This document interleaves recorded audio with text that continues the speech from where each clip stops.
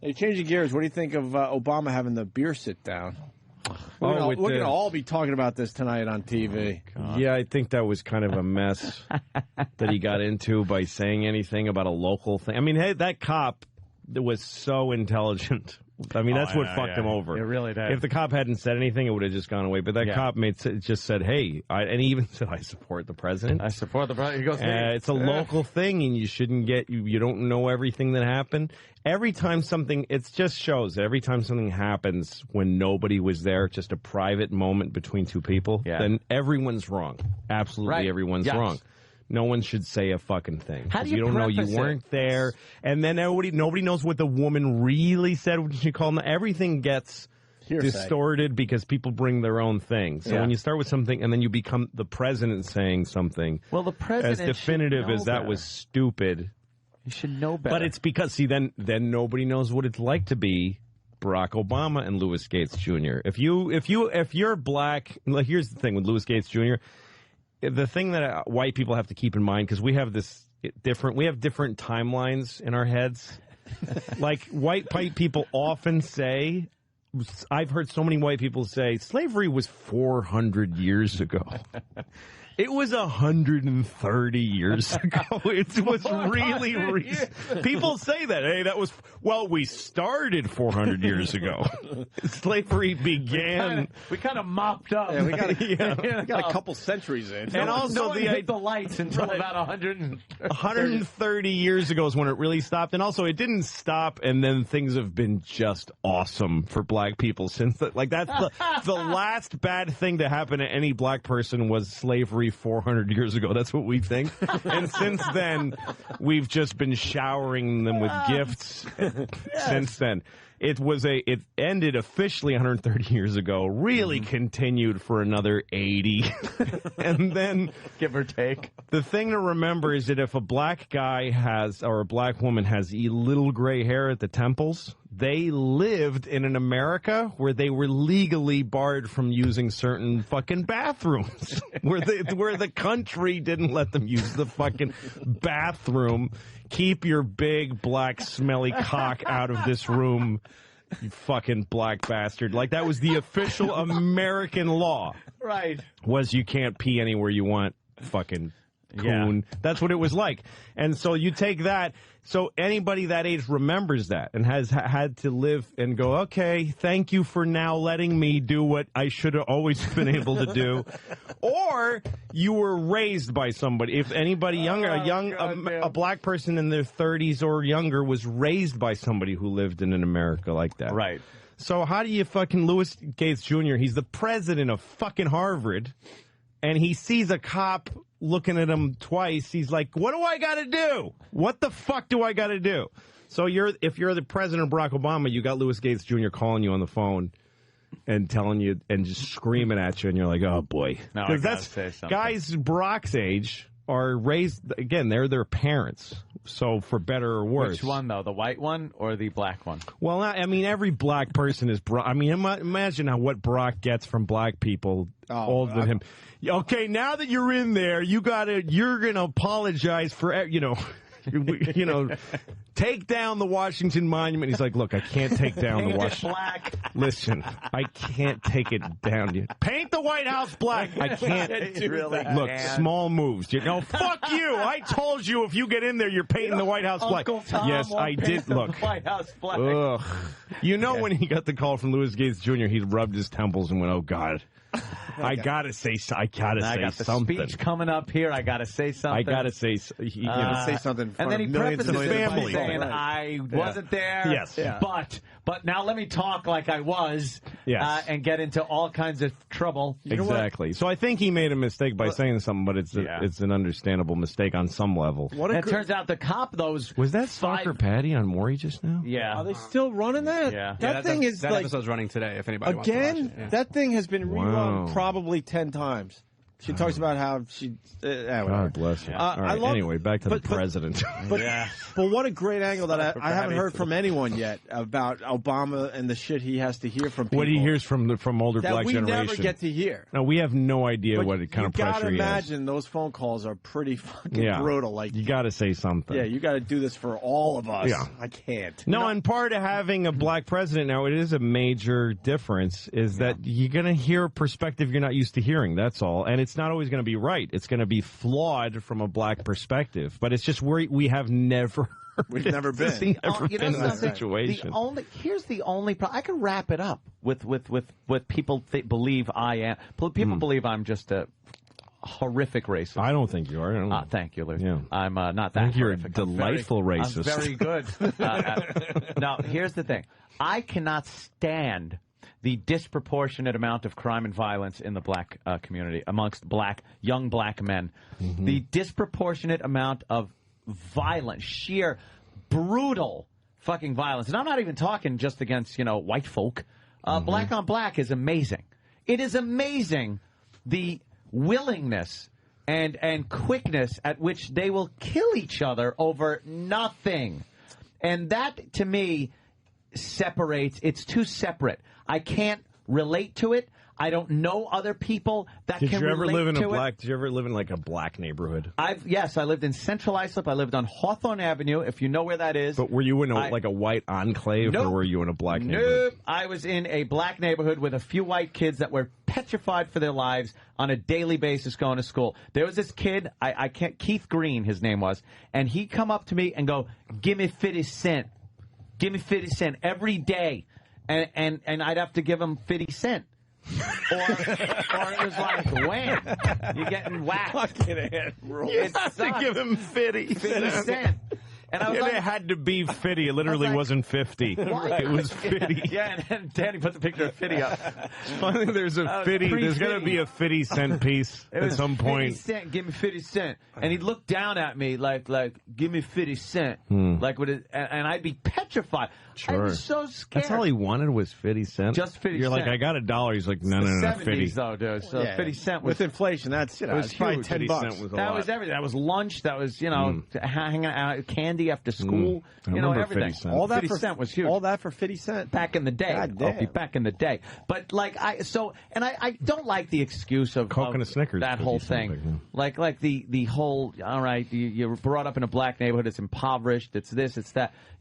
Well, I don't think it's that simple. I think, I lived in Roxbury for a while in Massachusetts. Yes, in a pleasant area. Very nice. In the Parker Street project. I lived on Parker Street, next door to the Parker Street projects. Wow.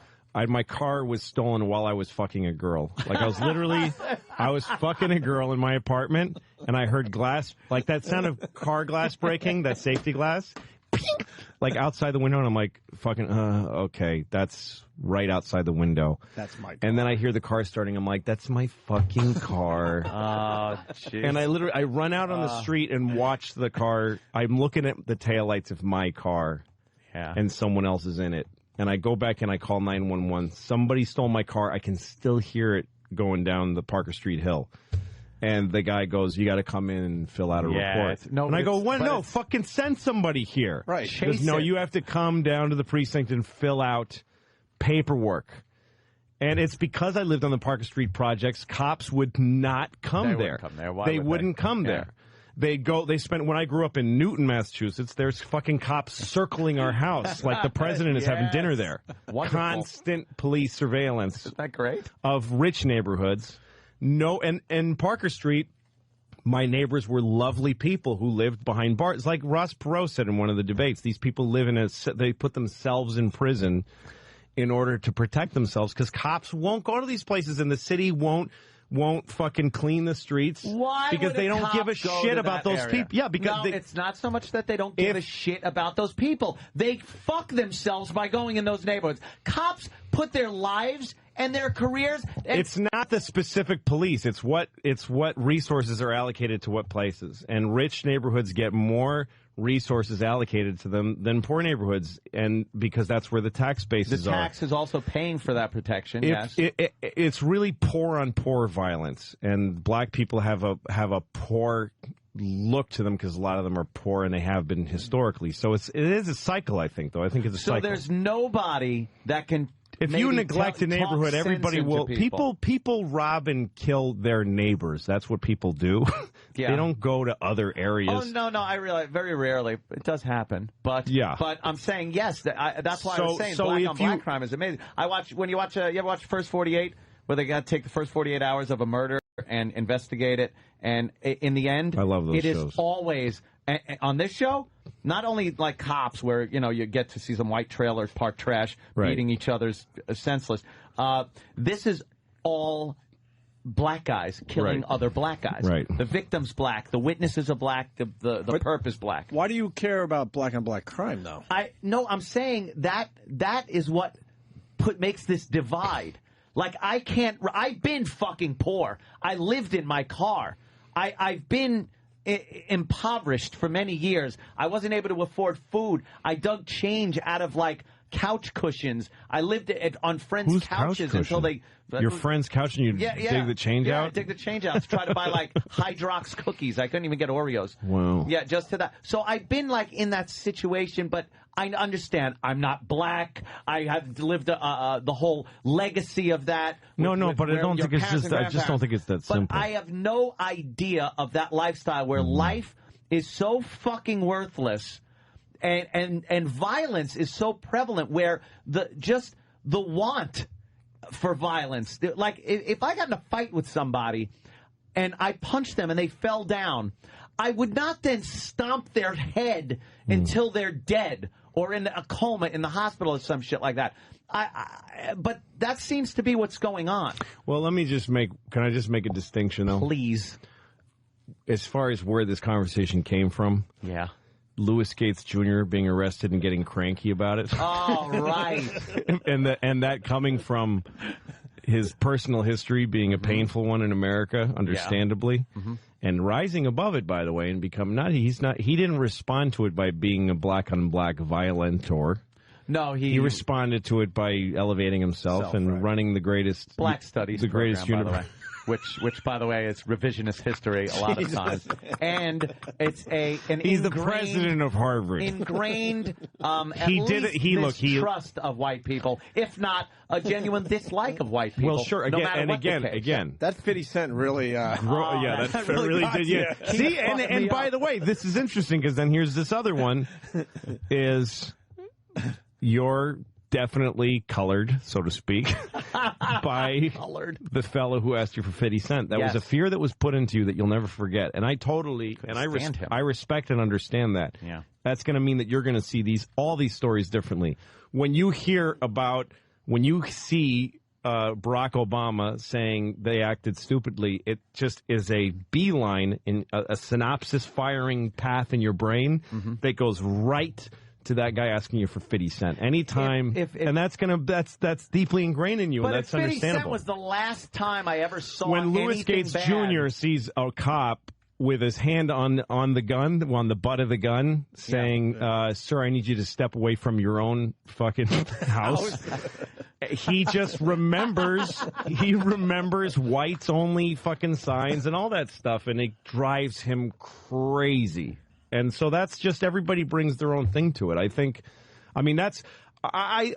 personally think that America's working remarkably well considering all that. It's considering all the wreckage of the history. It actually works pretty well. The fact that, look, people in fucking Iowa voted for Barack Obama. That means, whether or not he ends up being a great president, I think we're coming out on top of this shit.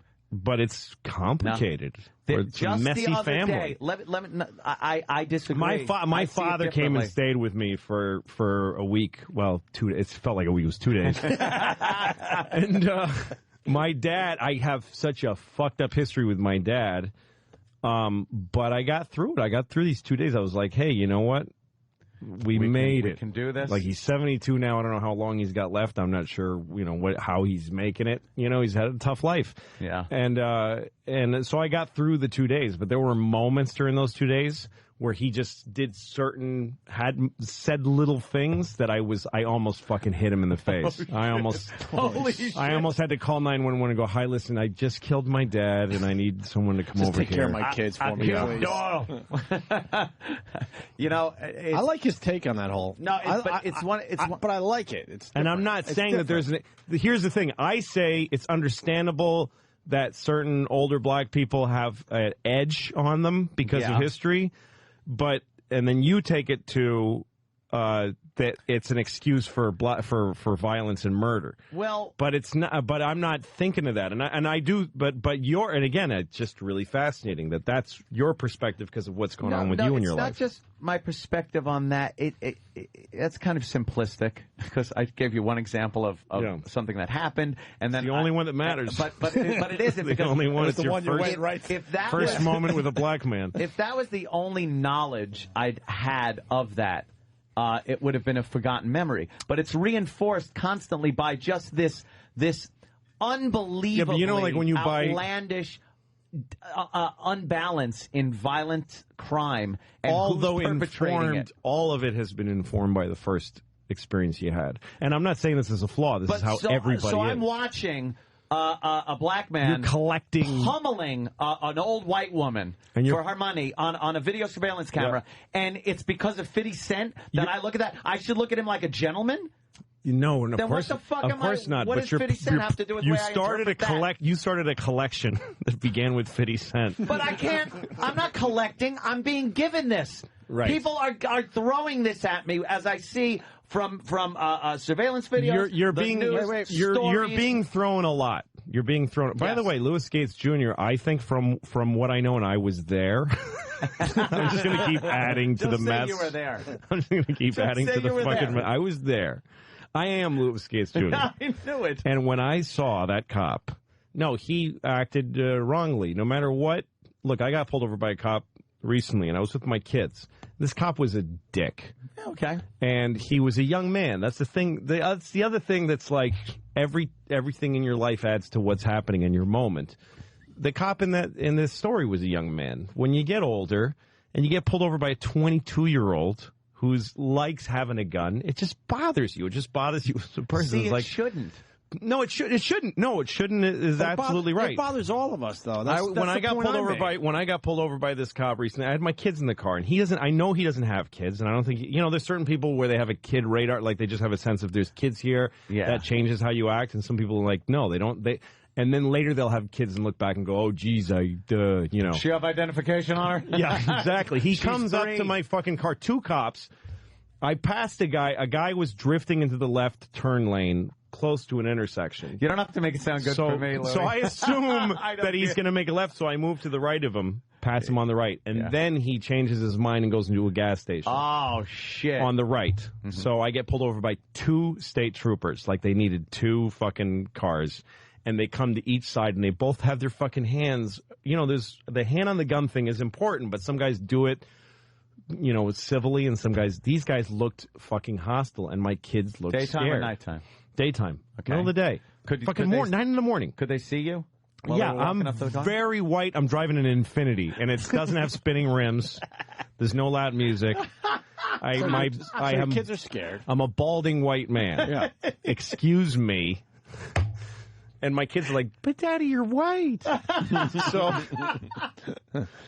the cop comes over and he goes, you know what you did. And I go, well, I'm not sure, honestly.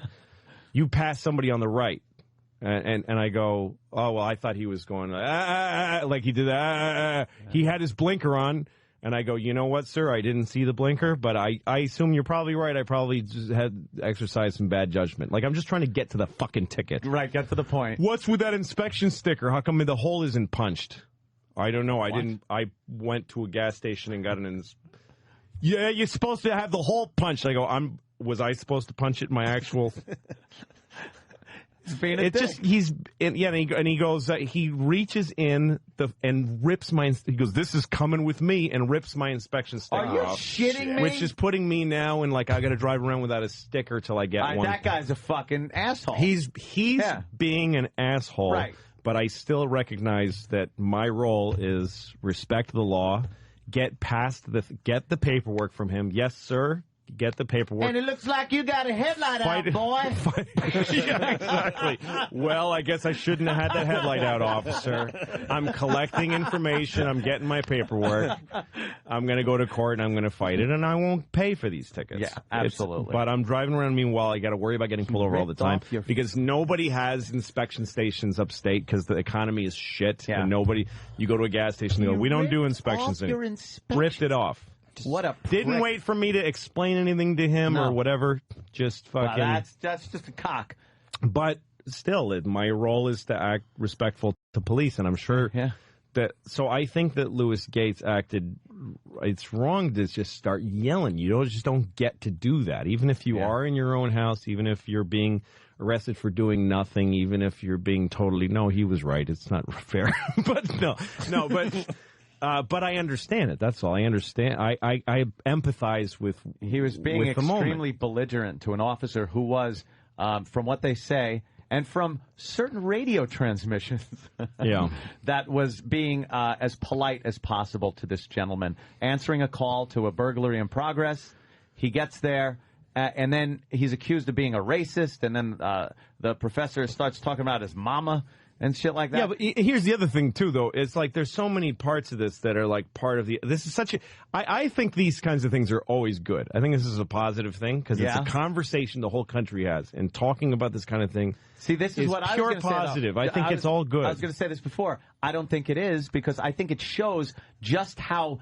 close to the surface, all this shit is bubbling. Of course, and how it's just this fine veneer of spackle. Yeah, but talking is better than. But it can't hurt to talk about it. Talking is better than bubbling, and I think that it's important for people to know what it's like to be a guy like Louis Gates and what it's like to be like this cop and go into the morass of racism every time you answer any kind of a call. Must be very frustrating.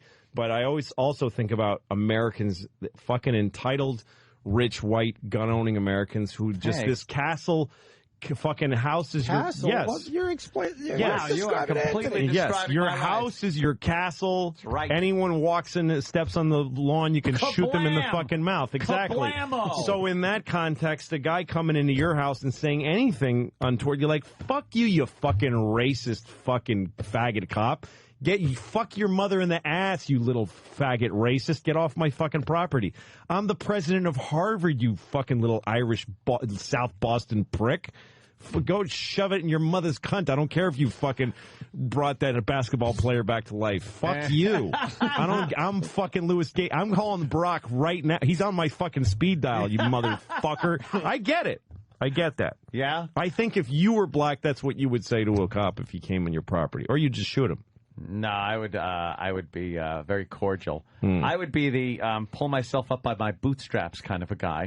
And, that's what he was. He's like, I pulled myself up by my bootstraps, and I still get fucking arrested for having a jammed door.